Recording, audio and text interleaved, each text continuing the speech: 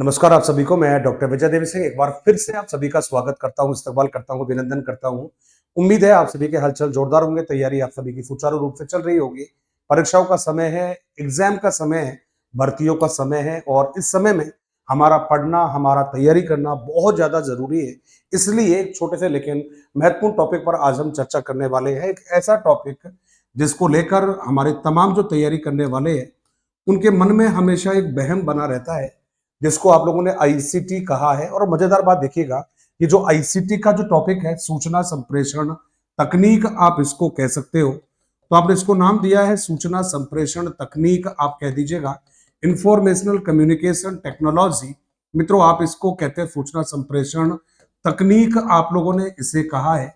अब दिक्कत कहिएगा या मजेदार बात कहिएगा नहीं पता है, लेकिन इसको समझना तो पड़ेगा कि आखिर इसमें से पढ़ना क्या है। मेरे दोस्त तो कहते हैं कि जब हम लोगों ने सूचनाओं को संप्रेषण को तकनीक में, इसका मतलब हुआ कि जब सूचनाओं के आदान प्रदान में, जब हमने पढ़ाई के क्षेत्र में, जब हमने तकनीक को शामिल कर दिया है, उस प्रणाली को आपने कहा है सूचना संप्रेषण तकनीक। तो मैंने केवल एक छोटे से वाक्य में इस बात को समझा दिया है। कहते साहब, जब संचार के क्षेत्र में, अब जब आपने संचार कहा है, जब संचार के क्षेत्र में, जब संचार के क्षेत्र में वैचारिक विनिमय के लिए, मित्रों ये सारे के सारे जो शब्द हैं बड़े इंपॉर्टेंट साबित होंगे आपके लिए। और उसमें कहा है वैचारिक विनिमय के लिए, विनिमय के लिए तकनीकी साधनों का, तकनीकी साधनों का प्रयोग किया है, तकनीकी साधनों का प्रयोग किया है।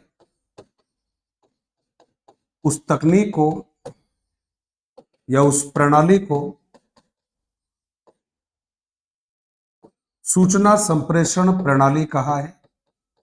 सूचना संप्रेषण, चाहे आप तकनीक कह देना, कहते हैं। अब ये मित्रों आपके जवाब है जो आपको ध्यान में रखने हैं। सूचना संप्रेषण तकनीक आपने कह दिया, जल्दी से छोटे शब्दों में इसका मीनिंग हम लोगों ने देखा है। अब मेरे मित्र हमेशा परेशान रहते हैं कि भाई इसमें हमें पढ़ना क्या क्या है। तो ध्यान रखिएगा, इस टॉपिक को जब भी आप पढ़ोगे तो इसमें चूंकि शब्द जो दे रखे हैं वो दे रखा है, एक तो दे रखा है सूचना, दे रखा है संप्रेषण, दे रखा है मेरे मित्र, और थर्ड दे रखा है तकनीक। अब जितने भी साथी है वो हमेशा शिकायत करते रहे हैं, चाहे वो फर्स्ट ग्रेड वाला हो, चाहे वो थर्ड ग्रेड वाला हो, क्योंकि ये टॉपिक सभी के आता है। तो आपको सबसे पहले ध्यान रखना है कि इस पूरे टॉपिक में कौन कौन सी बातें हैं जिनको आपको पढ़ना है। तो मित्र, एक तो आपको संप्रेषण पढ़ना है। अब संप्रेषण में भी क्या पढ़ना है मित्र? संप्रेषण का अर्थ आपको पढ़ना है। उसके बाद में मित्रों ध्यान रखना है संप्रेषण की प्रक्रिया पढ़ना है। फिर आपको पढ़ना है संप्रेषण में कुछ बाधक तत्व होते हैं, ये बाधक तत्व भी आपको पढ़ने होंगे। और ये जानने के बाद में फिर आपको जानना है मेरे मित्रों की तकनीक हम किसे कहते हैं, और तकनीक जो है इसके प्रकार कितने या कौन कौन से होते हैं ये हमें जानना जरूरी है। और मैं समझता हूं यदि ये आप लोगों ने जान लिया तो जो आईसीटी वाला पार्ट है उसमें आप कभी गलत कर ही नहीं सकते। अब पता नहीं क्या क्या लोग पढ़ते हैं, क्या क्या पढ़ाते हैं, फिर बाद में कहते हैं कि सर एग्जाम में प्रश्न नहीं मिलते। मेरे भाई मिलेंगे, जरूर मिलेंगे, थोड़ा धैर्य धारण रखिए। अब आपने कहा सर इसको पढ़ाइए एक बार, तो यहां पर केवल एक नाम आया है आपका तकनीक कहा है मित्र। अब इसको केवल तकनीक पढ़ना ठीक नहीं रहेगा, क्योंकि हम सारी चीजें हमें शिक्षा के क्षेत्र में पढ़ना है। तो आपका नाम हो जाएगा भाई शिक्षण तकनीक, आपने कह दिया है। और यही जो तकनीक है मेरे मित्र, इसको शॉर्ट में आपने नाम दे दिया है ईटी, आपने कह दिया है एजुकेशनल टेक्नोलॉजी, आपने कहा है। तो यहां पर एक छोटा सा जवाब आपको ध्यान रखना है, और वो जवाब क्या रहेगा? कहते हैं साहब लुम्सडेन नामक विद्वान ने, ध्यान रखना है आपको, लुम्सडेन नामक विद्वान ने, ये इंपॉर्टेंट लाइन है जो कि आपको ध्यान रखना है। लुम्सडेन नामक विद्वान ने शैक्षिक तकनीक को, ये भी आपको ध्यान रखना है, शैक्षिक तकनीक को निम्न तीन भागों में विभाजित किया है। शैक्षिक तकनीक को निम्न तीन भागों में विभाजित किया है, तीन भागों में विभाजित किया है।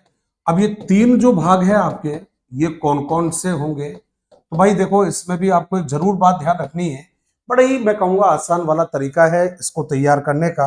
अब आपने कहा सर बताइए, तो देखो भाई, पहला जो नाम रहेगा इसको हमने नाम दे दिया है ईटी फर्स्ट कह दिया है मित्र। और जो ईटी फर्स्ट है इसको हम कहते हैं एजुकेशनल टेक्नोलॉजी फर्स्ट।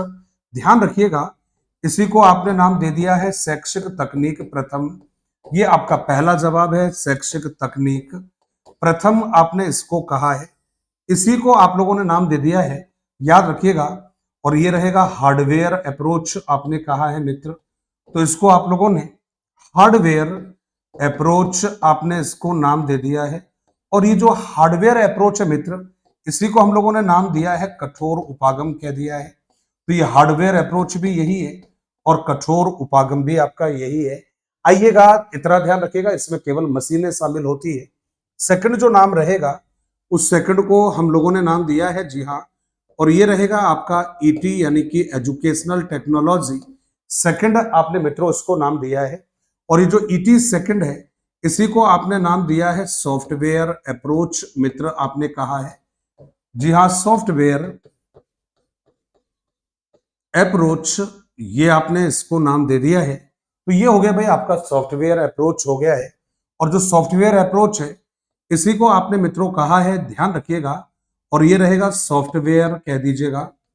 और सॉफ्टवेयर नहीं कहना चाहो तो हम इसको दूसरा भी नाम देंगे सॉफ्टवेयर, या फिर कोमल उपागम आप इसको कह दिया है सॉफ्टवेयर, कोमल उपागम भी आपने इसको कहा है।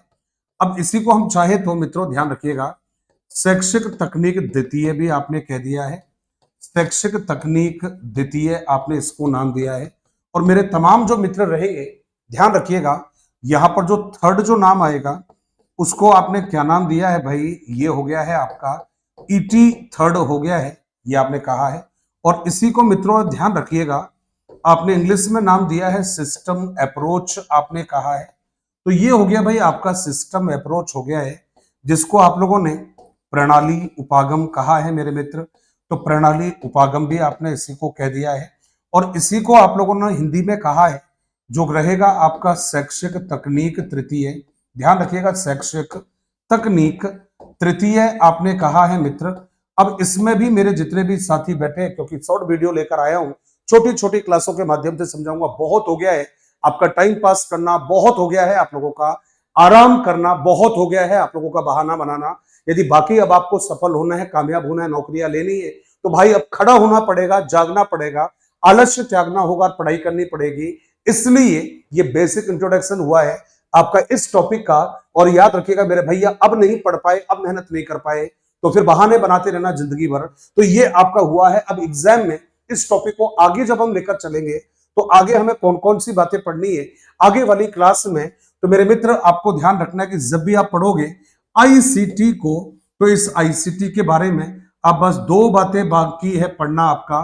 एक पढ़ना बाकी है मेरे मित्र, ध्यान रखना कि आप इनपुट किसे कहते हो। ध्यान रखिएगा, इनपुट डिवाइस किसे कहते हैं और आउटपुट डिवाइस किसे कहते हैं। और इसके अलावा मेरे मित्रों ध्यान रखना आप लोगों को, क्योंकि लास्ट जो बात मैं पढ़ाने वाला हूं आप लोगों को ये रहेगा आपका कि कुछ लैंग्वेज होती है, ये लैंग्वेज की हम पढ़ाई करने वाले हैं। और जब हम ये तीन बातें जान लेंगे, मेरा चैलेंज है, मेरा वादा है आप लोगों से कि जो 5 प्रश्न आप देखोगे आईसीटी वाले, उसमें से 4 प्रश्न आप सब करके आओगे, वो भी एक क्लास को अटेंड करने के बाद में। तो भूलिएगा मत अगली क्लास को अटेंड करना। मिलेंगे, जुड़ेंगे जोरदार तरीके से, साथ लड़ेंगे, साथ पढ़ेंगे, साथ पढ़ाएंगे और साथ आगे बढ़ेंगे और साथ कामयाब बनेंगे। बस आप मेहनत करना मत छोड़ना, आप पढ़ाई करना मत छोड़ना, आप साहस मत छोड़ना और जुड़ जाइएगा दोबारा से। आइए लौटते हैं अगले टॉपिक की तरफ। धन्यवाद। जय हिंद, जय भारत।